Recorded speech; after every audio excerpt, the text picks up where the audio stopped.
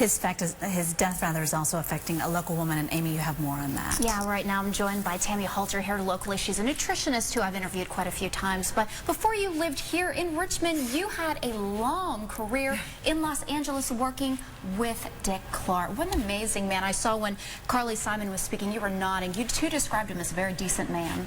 It was very tough watching. I mean, you know, it's been a while, but it was very touching because he was so loved.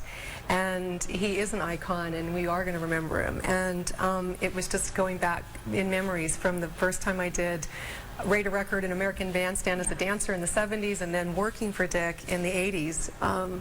Yeah, I go back, oh my gosh, that's a picture coming back from a baby. From the 80s, yeah. Well, I just had a baby. I actually just had my son, so I still had some baby stuff, and you can kind of tell it's dated because Dick's got his 80s sweater, and his wife, Carrie, beautiful wife, Carrie, and me still with a little bit of the weight from the baby. Yeah, and that's actually taken right in front of Dick Clark Productions there in Burbank. I lived in Burbank and worked in Burbank, so I didn't have a big commute. You'd been a dancer to an American Bandstand. Yes. Oh my goodness, what an amazing way to be a part of history, because so much history, it broke such ground for so many artists. Yeah, it was really interesting to be on American Bandstand. They came out to our school and they auditioned a bunch of kids, and they picked me, and I was dancing at the time. I was doing theater anyway, but I was only 15. You're supposed to be 16 years old, but I was tall, and you know, they just said, sure, bring her out.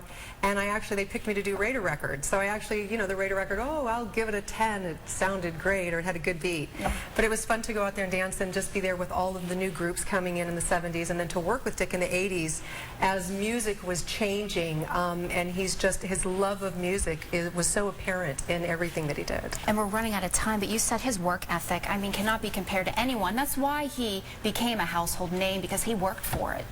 He had the most amazing work ethic. He did demand the best from his employees. We knew that going in. So his work ethic was, I think that's what carried him through. His work ethic and his love for music.